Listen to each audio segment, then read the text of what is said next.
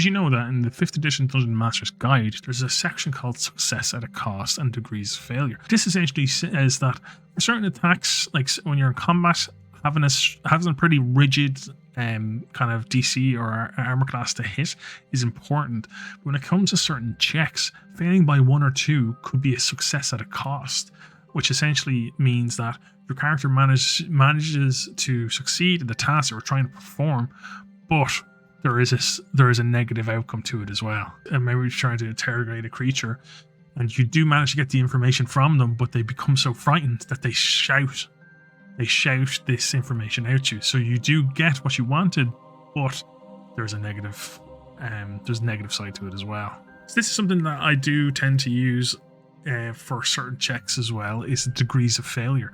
So depending on how below the DC that the player character rolled, depends on how worse a situation they're in. This is very common for traps and kind of scaling kind of mountains, anything like scaling walls, that sort of stuff. This usually comes into play a lot for those sort of scenarios.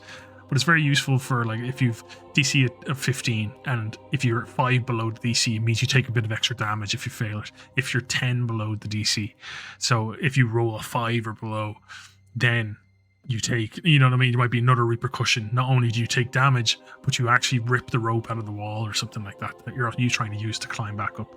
So there's interesting ways to think of your rolls instead of giving a hard, rigid note. Sometimes, don't get me wrong, sometimes you need to give that hard, rigid note. That's a fail.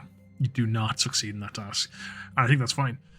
Sometimes having that little bit of flourish can just add that little bit more fun to the game.